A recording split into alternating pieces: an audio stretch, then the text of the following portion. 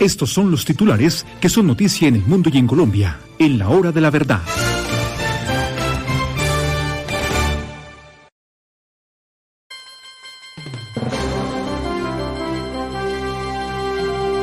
Y bien, el gran titular del día, es el cumplimiento del segundo año de gobierno de Gustavo Petro. Un desastre por todas partes, pero él ha resuelto decir lo contrario y contra toda evidencia pronunció un discurso hablando de las maravillas de este gobierno de Mar. Sí, señor, fue un discurso de 15 minutos, un pregrabado, donde nuevamente hace uso de un ciudadano para tratar de venderle la idea al país de que las cosas van muy bien. El 20 de julio lo había hecho con un señor de la tercera edad con el que hablaba de la pensión y la bondad de su reforma pensional. Esta vez lo hizo con una señora vendedora de arepas de Boyacá, con la que habló de economía y le preguntó si la economía iba bien o iba mal. Y evidentemente la señora, ante el presidente de la República, no tuvo remedio distinto a decir que sí, que las ventas de arepas han mejorado. Y Pero otra cosa, ante unas arepitas que le debieron comprar, ¿no le parece? pues sí, me parece. Además, yo supongo que le habrán dicho, si usted sale en televisión, el negocio le va a mejorar. Y no tengo duda que eso pudo haberle ocurrido. Entonces, él le pregunta, ¿y ha mejorado su negocio de arepas? Pero claro, entonces dice Gustavo Petro, es el síntoma de que vamos bien. Es increíble, qué falta de rigor técnico para decir las cosas. Fenalco dice todo lo contrario, doctor Fernando. La caída en la economía no para y esto no es un tema de acaba de ocurrir y entonces se nos dice que entonces las cosas van mal. No, lo que ha dicho el presidente de Fenalco es que el 81% de los empresarios han expresado que sus ventas fueron inferiores o iguales a las de hace un año, lo que significa que no ha crecido.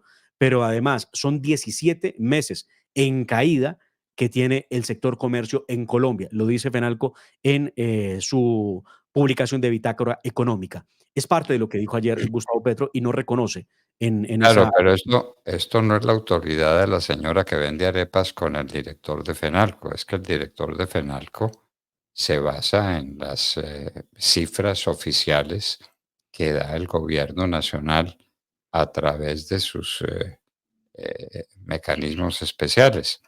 Y entonces, ¿qué dice? Pues que el Producto Interno Bruto está creciendo cero, es decir, que no está creciendo.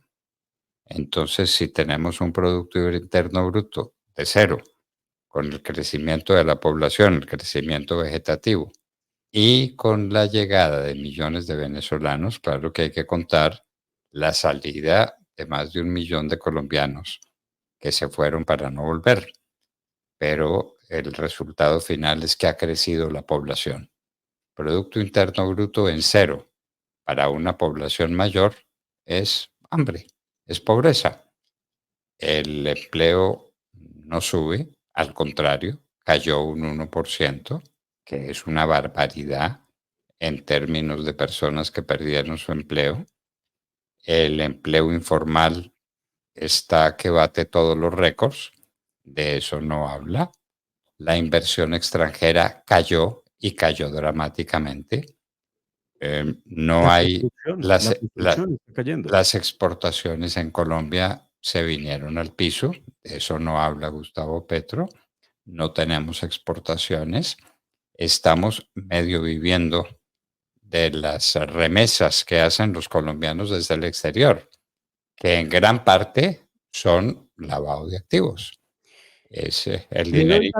Le doy datos, doctor Fernando, para acompañar eso que usted está diciendo.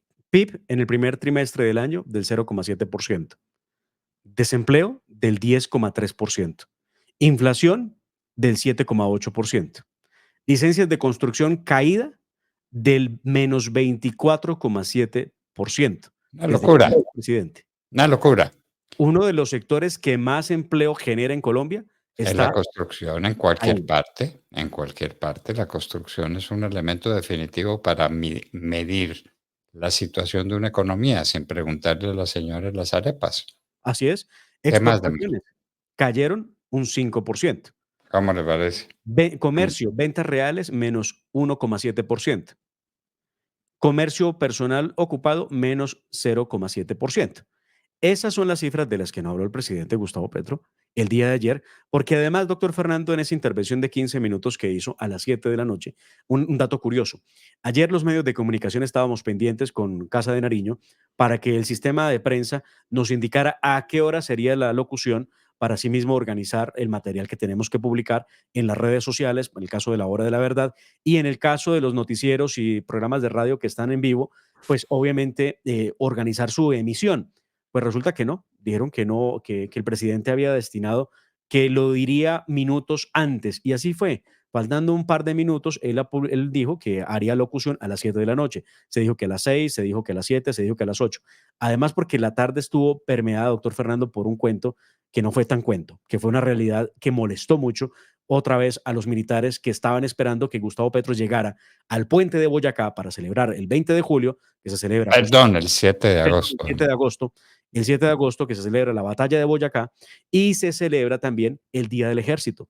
Pues Gustavo Petro llegó una hora y un poquito más tarde al evento nuevamente. No tiene respeto por el mando Mm, militar y Él por no la... respeta nada, ¿no? Ni el país, ni lo que significa la batalla del puente de Boyacá, de lo que hablaremos en nuestra nota editorial, porque nos tememos que mucha gente haya olvidado o no le hayan enseñado qué fue aquello de la batalla de Boyacá. ¿Me parece? Claro, señor. Y en medio de su comentario de Gustavo Petro ayer en los 15 minutos, habló de la necesidad del gran acuerdo nacional. Otra vez con lo mismo. Ya le bajaron la temperatura a la constituyente, ya no hablan del referéndum, ahora están hablando de un acto legislativo, pero él dice que hay que hacer un gran acuerdo nacional para consolidar las grandes reformas y volvió a hablar de la reforma a la salud, de una reforma de servicios públicos, habló de la paz, de la anticorrupción al final de su mandato, porque él dice que el tema de lucha anticorrupción va muy bien. Yo no entiendo Mm. cómo puede decir eso con la audiencia que ayer escuchamos y vimos, doctor Fernando, a Snyder Pinilla y a Olmedo López, lo mismo que al contratista Luis Eduardo López Rosero, el pastuso, el tema de los carrotanques de La Guajira. Lo que se ha dicho por ahora es que son cerca de 380.000 millones de pesos los que se robaron de la unidad de gestión del riesgo. Es el robo más grande en los últimos 20 años de la historia política de este país. Y dice Gustavo Petro que él ha expulsado a los corruptos y que él no lo permite, que su gobierno ha sido firme con la lucha contra la corrupción. Lo cierto es que así termina su alocución y le encadeno este otro tema, que fue la audiencia que duró más de 7 horas ayer y de la que daremos cuenta en al oído de los detalles. Se pide cárcel en una guarnición militar para Snyder Pinilla, también para Olmedo López y para Rosero, en la medida en que son testigos de la Fiscalía para develar todo este entramado que ha dicho la Fiscalía es un entramado criminal que ha afectado la economía y, por supuesto, la, la, la administración pública como nunca antes en la historia reciente de Colombia. Bueno, y dicen que Luis Eduardo López, que hay evidencias de que Luis Eduardo López creó 30 empresas y que ofreció coimas hasta para cobrar contratos firmados en el gobierno Duque. ¿Cómo le parece? Ujú. Entonces, eso es lo que está pasando.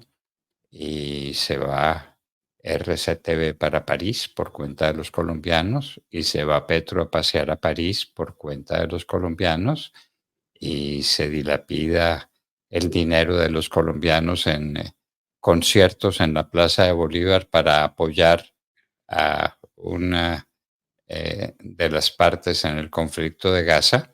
Entonces, y nadie asiste al concierto, pero vale más de 2.000 millones de pesos y siga, y siga. La corrupción, nunca ha habido un gobierno más corrupto que este. Nunca, nunca, doctor Fernando. Y le tengo datos que se los daré a usted y a la audiencia al oído. ¿De cuánto ha costado la Casa Colombia en París? Ah, qué Hay datos, maravilla. hay datos, hay datos. ¿Cuánto cuesta el arriendo de la casa? Y les voy adelantando. No se trata solamente de cuánto vale el arriendo. Se trata de cuánto costó la adecuación de la casa Claro. para convertirla en la Casa Colombia. Y hay que recordar a propósito la casa que se arrendó también para Para promover, el Foro Económico en Davos, Suiza. para proveer a Colombia en Davos, Suiza. Sí. Entonces, todo eso son actos de corrupción, el dinero no alcanza, por eso le tuvieron que recortar, no, le recortaron al deporte más de 60.000 millones de pesos en el presupuesto para el año entrante. Este gobierno deportista, que se volvió deportista cuando Ángel Baraja llegó con una medalla de plata. De resto, no le importó. Perdimos los Juegos Panamericanos, que es una ocasión enorme para reactivar la economía de una región. Pues todo eso cuenta, además. Pues, doctor Fernando, lo contaremos en el oído en detalle de cuánto nos está costando estos hechos, porque además son hechos que no tienen sentido en la medida en que desde el mismo gobierno Petro se ha hablado de no solamente la anticorrupción, sino también de medidas para frenar el gasto público porque estamos en rojo. Pero realmente se ve que el presidente gasta a manos llenas y bueno, ¿qué importa, no? Colombianos Bueno, paguen y alisten el bolsillo porque todavía no nos dicen cómo va a ser la reforma tributaria que van a radicar en el Congreso de la República. Que bueno, dijeron que la radicarían al final del mes de julio, no lo hicieron, ya estamos a 8 de agosto. Vamos a ver si la próxima semana conocemos cuál es la reforma. y en noticias internacionales tenemos el lamentable debate político que hay en los Estados Unidos por la presidencia de la República. Nadie está proponiendo ideas, mirando la situación del país que es preocupante en muchos aspectos. Hay que recuperar la marcha de la economía, de eso ni una palabra, sino que se lanzan dardos y centellas de Mm. una parte y de otra. La guerra en Gaza, dice Netanyahu, dice que está a punto de culminar, que está a punto de terminar. Esperemos que sea así por el bien de la humanidad. ¿Qué otras noticias internacionales tenemos de mar? Lo que ha ocurrido en Venezuela, doctor Fernando, en las últimas horas, esto tiene que ver con Edmundo González Urrutia, que rechazó acudir el día miércoles al Tribunal Supremo de Justicia, que lo citó como parte de un proceso que lleva adelante la Corte para certificar el resultado de los comicios presidenciales, al considerar que no se corresponde con ningún procedimiento contemplado en la legislación venezolana y supone una violación al debido proceso. Pero además, también está la investigación que abre la Fiscalía venezolana al servicio del régimen de Nicolás Maduro contra la página web resultadosconvenezuela.com, donde está todas las actas, doctor Fernando, que probarían que Nicolás Maduro se robó las elecciones, lo que no ha sido capaz Nicolás Maduro de hacer, ¿no? Demostrar las actas para por lo menos tener un contraste y decir, aquí están las de Maduro, aquí están las del equipo de María Corina Machado y de Edmundo González. Pues les abren una investigación por los delitos de usurpación de funciones, forjamiento de un documento público, instigación a la desobediencia de las leyes, delitos informáticos y asociación para delinquir como también conspiración. Y Esto tiene la violencia del gobierno contra la gente que votó en contra suya. Circula por ahí un video, pues no puede mentir porque es un video de una señora que está en su casa, una abogada. sí, Llegan a tocarle la puerta, a violentársela. Dice que es abogada, que le muestren dónde está la orden de allanamiento que tenga, que él no ha hecho ella no ha hecho nada malo, que votó por como le pareció que debía votar por una Venezuela mejor. Rompen la puerta, se ve cuando rompen la puerta y cuando entran estos bandidos, toman a la señora a la fuerza, se la llevan. Y como ella, ¿cuántos? ¿Cuántos desaparecidos en Venezuela? ¿Cuántos en las prisiones más oprobiosas? Como lo dijo Maduro, son más de 2.000 detenidos los que llevan. Son mucho más de 20 muertos. 26 muertos y más de 2.000 detenidos, sí, señor. El baño de sangre del que habló Maduro. Entonces, y el mundo soporta y el mundo tolera y el mundo no dice nada. Y María Corina Machado y Edmundo en, en la inmunda, esperando a ver qué es lo que va a suceder con ellos. Los están acusando de toda clase de delitos y los quieren encarcelar. Y el mundo no reacciona. Y Petro, nuestro presidente, respalda ese gobierno de infamia, porque lo está respaldando. Petro muy molesto ayer, doctor Fernando, por un trino que le hizo Felipe Zuleta, que le dijo lo siguiente: señor Gustavo Petro, él es cómplice de Nicolás Maduro en sus secuestros y crímenes, escribió Felipe Zuleta Lleras el día de ayer. Y le respondió Gustavo Petro lo siguiente: señor Felipe Zuleta Lleras, le solicito rectificar su información porque es calumniosa e injuriosa. Y le ha dicho también Felipe Zuleta: señor presidente, quien no repudia lo que pasa en Venezuela de forma abierta, con esa dictadura. Y después le dice: no me amenace, no me asusta, no me amedranta con sus comentarios, le dice a Gustavo Petro el periodista Felipe Zuleta. Bueno, muy bien. Pero lo cierto es que el presidente no ha rechazado ni los secuestros, ni las detenciones arbitrarias, y tampoco ha rechazado los asesinatos, doctor Fernando. No lo ha hecho, no lo ha hecho.